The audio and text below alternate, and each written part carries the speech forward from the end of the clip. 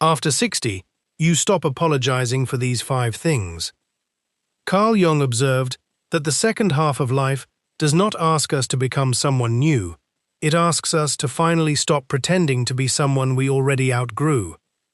Here is the premise, and I want you to sit with it before we go any further. Jung wrote, in his Collected Works Volume 8, in the essay on the stages of life, that we cannot live the afternoon of life according to the program of life's morning. For what in the morning was true will at evening have become a lie. Jung would stop you right there and say, do you see it? The very things you once had to apologize for, the ambition, the softness, the bluntness, the need for rest, the strange griefs that never made sense to anyone else, those were never flaws in you. They were simply out of season, morning things worn into the afternoon long after their hour had passed. And the apology you kept offering was never for a fault. It was a costume note. A costume worn too long after the curtain should have dropped. So here is where we begin. Together. Quietly. 3 small admissions. First, I have spent long years explaining myself to people who were never going to understand me anyway. Second, some part of me kept apologizing long after the reason for the apology disappeared. Third, I am ready to meet the second half of my life without that old costume on. Say it with me. I make the unconscious conscious. Again, I make the unconscious conscious. And if this kind of teaching helps you meet your own afternoon a little more honestly, I would love for tomorrow's teaching to reach you too, so consider staying close by subscribing. If something in what I just said made you go quiet, if some old apology just surfaced in you uninvited, type the words "face it" in the comments. Just those 2 words. Let it be a small seal on something you already know. The first key is this. Stopping the apology is not decline. It is not bitterness. It is not becoming difficult in your old age, the way people whisper about. It is the ego finally putting down a script it was handed decades ago and never questioned. That script was the morning program, built by necessity, built by a young person's fear of not belonging, built for a world of bosses and mortgages and the need to be liked by people you will never think of again. And the strange thing about a script like that is how invisible it becomes. Once it has been running long enough, you stop noticing you are reciting it. You simply feel a small tightening in the chest before you speak your true opinion. A small reflex that says, soften this, shrink this, add a smile so it lands easier, and you call that reflex politeness, or humility, or being a team player, when really, it is just an old line of dialogue you memorized so long ago you forgot it was ever a performance at all. Imagine a woman who spent 40 years softening her opinions at every table she sat at, not from weakness, but because the morning program told her that a woman's certainty was a kind of rudeness. She rehearsed the softening so often that by 50 it happened before she was even aware of choosing it. A laugh added here, a maybe tucked in front of a fact there. At 65, she says the plain thing at dinner and does not chase it with a smile. Her family calls it a change. Some of them even call it a loss. As though a softer version of her had quietly died. Jung would call it a correction, not a death. The coat did not fit anymore, so she took it off. And notice something else in her story. Nobody handed her permission. There was no ceremony. No one told her the script had expired. She simply stopped performing lines that no longer matched what was true in her. And that is the whole of it. That is the entire mechanism hiding inside something as ordinary as an old woman speaking plainly at a dinner table. This is not decline. It is not becoming difficult. It is a garment finally removed after it had already gone thin at the elbows years before anyone admitted it. The apology was never proof of your kindness. It was only proof of a costume you had not yet noticed you were still wearing. I let the afternoon have its own true things. The second key is this. Whatever you set aside to keep that morning program running does not vanish. It does not dissolve quietly into the past the way we would like to believe. Jung taught that whatever is refused, a place in conscious life, does not disappear. It waits. And Jung was specific about this. He said it returns not as a whisper, but as a demand that grows louder the longer it is ignored. And notice the word he chose, Demand. Not memory, not nostalgia, a demand. Because what waits behind that door is not sentimental. It does not want to be visited on a quiet afternoon and then tucked away again. It wants to be lived.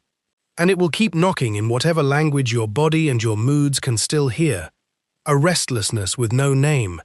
An irritability that arrives for no reason on an otherwise easy day. A heaviness that settles in during the exact hour you used to give to the thing you set aside. Jung himself lived through this teaching before he ever wrote it down. After his break with Freud in 1913, he entered what his memoir calls a period of profound inner uncertainty. At 38, at the very height of his outward career, something in him gave way, and rather than running from it, he went down into himself. He called that descent later the most important time of his life, not because it was comfortable, it was not, but because everything he had set aside in the morning of his life, the images, the questions, the parts of himself unsuited to being a respectable Swiss doctor, all of it stood at that door and knocked until he finally opened it. Now notice how quietly the same mechanism works in an ordinary life, with no crisis in it at all.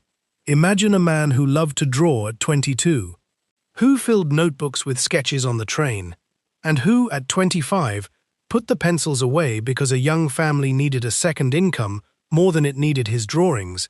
This was not a tragedy. It was a reasonable choice made by a reasonable young man. But the drawing did not simply end there. It went to wait behind a door. At 35, it surfaced as a restlessness he could not name on quiet Sunday afternoons.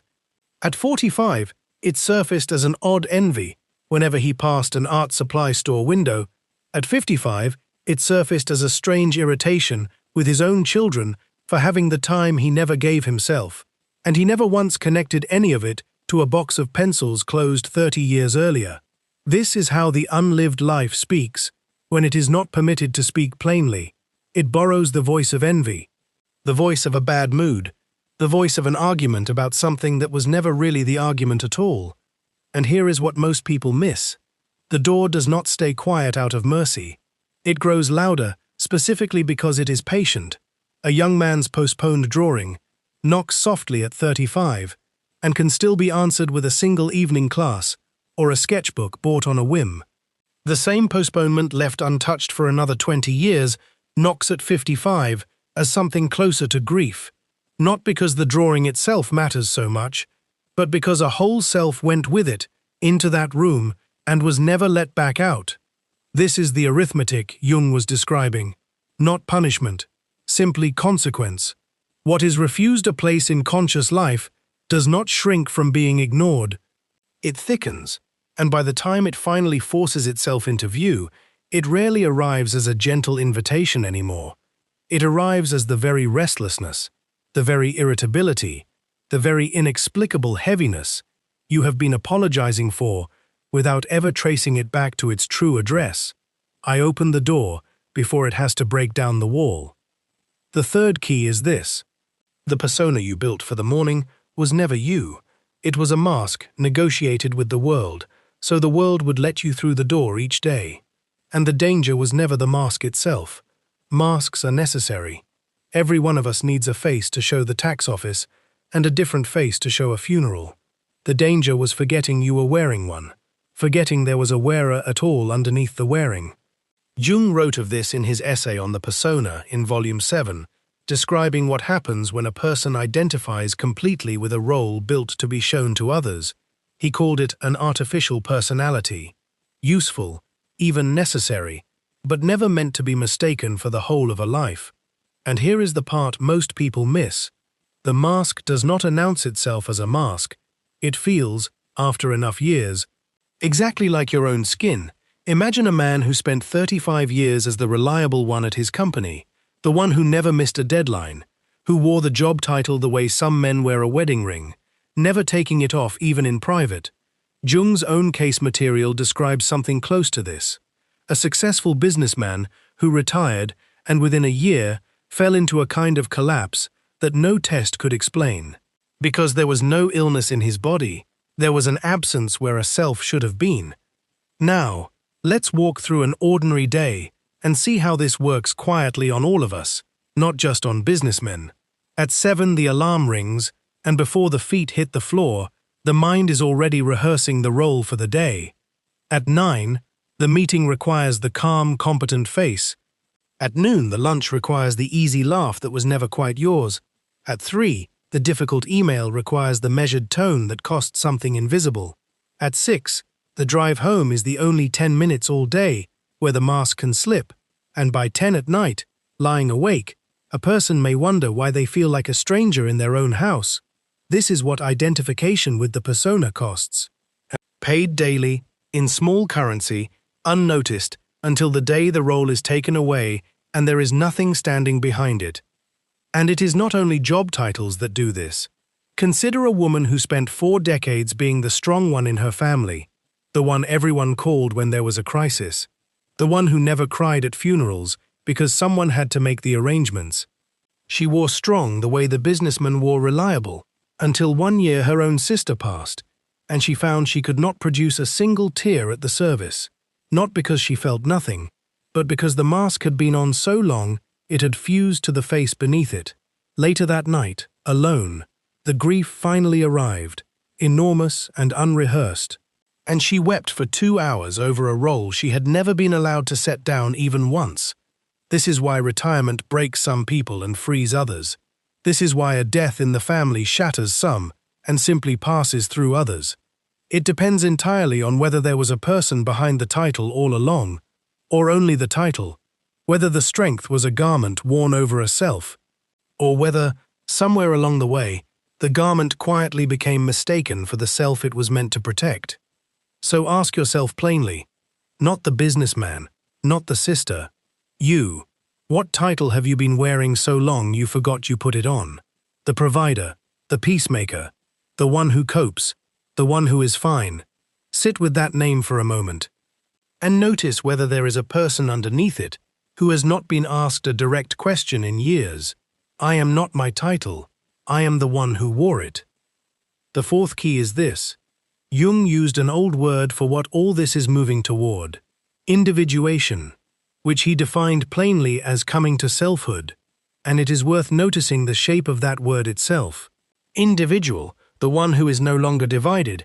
Most of us spend the morning of life split cleanly in 2, the person we perform for others and the person who exists when no one is watching.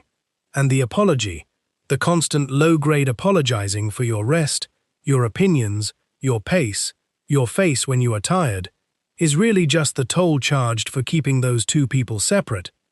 When you stop apologizing, you are not becoming careless of others. You are becoming undivided. The outer person and the inner person quietly merging back into one. This is not selfishness. Jung was careful about this. Individuation is not withdrawal from the world.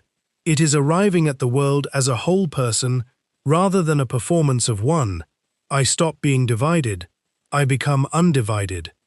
I become myself. Now, breathe with me for a moment. If this teaching is doing something in you, subscribe so that tomorrow's teaching finds you too. That is all I will ask of you in this whole video. The 5th key is the deepest one, so let's take it slowly, in pieces, because this is where the turn happens. This is where I stop talking about other people and start talking about you. First, consider why the apologizing started in the first place. It was never really about the thing itself. It was never really about your rest, or your opinion, or your grief. It was about a very young part of you that once learned, correctly, for its time, that certain things about you were unwelcome. That part built a persona to survive a world that had real teeth in it. And that persona did its job. It got you through the mortgage years and the parenting years and the career years. That part of you deserves gratitude, not contempt. Before we go further, honor it. It kept you safe when you had fewer resources than you have now. Imagine a boy who learned early that his sadness made his mother's face tighten, so he learned to say, "I'm fine," before she could even ask. That boy is not a fool, he is a strategist. And 40 years later, the man he became still says "I'm fine" to a wife who never once asked him to hide anything. The strategy outlived the war it was built for, and this is the quiet tragedy of the morning program. Not that it was wrong, but that nobody ever told it the war was over. And here is a second small case worth sitting with. Imagine a woman who, as a girl, learned that her hunger for a second helping embarrassed her father at the table, so she trained herself to say, "I'm not that hungry," long before the food ever arrived. 60 years later, she still says it at family dinners nobody is watching her at. Still performing restraint for a man who has been gone for decades, the apology has outlived not only its usefulness, but the very audience it was written for. Second, consider what maintaining that persona now, decades past its usefulness, actually costs you. Jung taught that whatever is refused, conscious life grows blacker and denser the longer it waits. This is usually spoken of the shadow, but it applies here with equal force. The unlived opinion does not simply fade, it curdles quietly into resentment at family dinners. The postponed grief does not evaporate. It surfaces as a strange heaviness on ordinary afternoons that has no obvious cause. The withheld rest does not vanish. It becomes exhaustion that sleep does not fix. And there is a second cost. Quieter still, every apology you offer for something true about you teaches the people around you, without a single word being said, that the true thing was shameful. Your grandchildren learn what a whole life is allowed to look like by watching what you flinch at in your own. If you want to see this plainly, try what I call the morning program audit. Take one evening this week and simply list, on paper, 5 rules you have followed without question for 30 years or more. Rules about what you owe people, what you are allowed to want, what a person your age is supposed to do. Then ask honestly, of each rule, whose voice is this? And is it still true? Most people find that at least 3 of the 5 rules belong to a person who no longer exists. A boss long retired, a parent long gone, a younger self who needed that rule to get through a specific year that has already ended. Write the year next to the rule if you can find it. You will often find the rule is older than some of your own grandchildren. Third, watch how this plays out across a single ordinary week, because it is never one dramatic moment. It is 100 small ones. On Monday, a friend invites you to something you would rather not attend, and you spend 40 minutes composing an excuse instead of simply saying, "Not this time." On Wednesday, your daughter asks your opinion on something that matters to her, and you feel the old reflex to soften it into nothing before it leaves your mouth. On Thursday, you nap in the afternoon and catch yourself rehearsing what you would say if anyone asked why. On Saturday, you decline a gathering to be alone with a book, and you notice you have already prepared 3 reasons nobody requested. On Sunday, grief arrives out of nowhere over something decades old, and your first instinct, even alone in your own kitchen, is to apologize to no one for feeling it. And notice, if you keep this same ledger through a second week, the pattern only sharpens. Tuesday, you turn down a second slice of cake and add a small joke about your age, so no one thinks you are being difficult. Friday, you sit in silence in the car for 10 minutes before going inside because you need the quiet and cannot yet say so plainly. None of these moments looks like the others, but underneath, it is the identical gesture repeated again and again in a single fortnight. A grown adult, still asking permission from a committee that disbanded years ago, still filing paperwork with an office that closed its doors long before some of your grandchildren were born. Fourth, consider the 5 doors this title promised.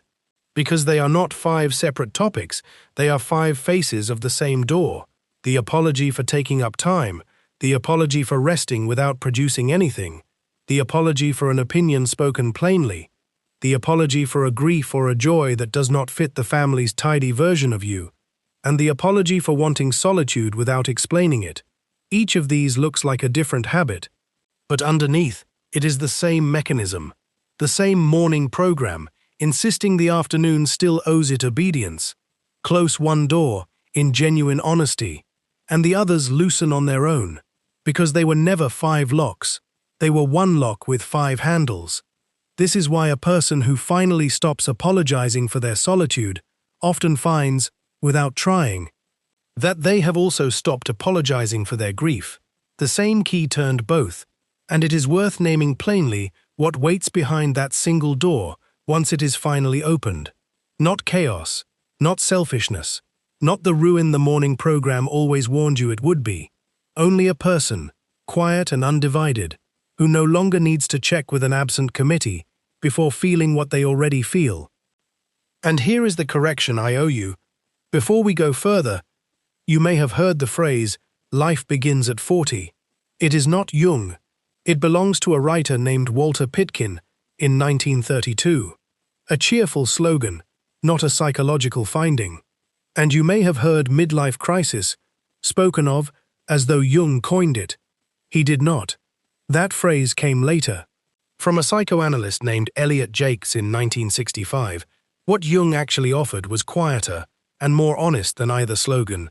Not a promise that things get easier, but an observation that the second half of life has its own legitimate demands, different from the first, and that ignoring those demands has a cost, while honoring them, even late, even after 60, opens something that was simply unavailable to you at 30. Notice that neither slogan asked anything difficult of you.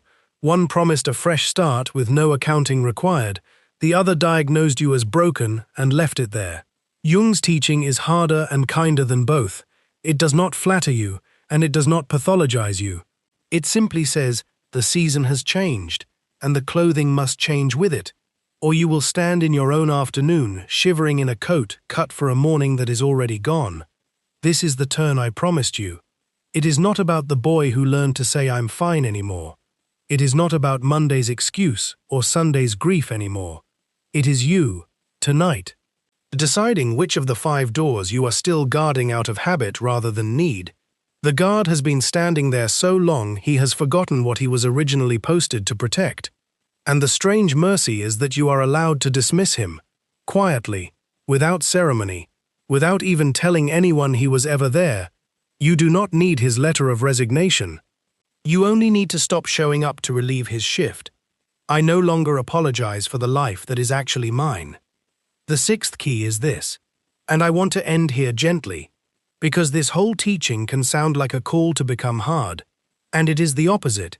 Individuation was never Jung's word for perfection. He was explicit about this. Wholeness is not the same as being flawless. It is being complete, carrying your contradictions without needing to resolve every one of them for an audience. And this distinction matters more at 60 than at any other age, because by now you have earned enough contradictions to fill a small house. You have been both patient and short-tempered, both generous and tired of giving, both proud of your children and lonelier for them being grown. The old morning program told you to sand these down into one tidy story you could present at holidays. A single presentable version of you, agreeable at every angle, and for decades you may have believed that tidiness was the whole point of a well-lived life, that a good person was a smooth one. The afternoon does not ask that of you anymore. It asks something almost the opposite. It asks you to let the seams show.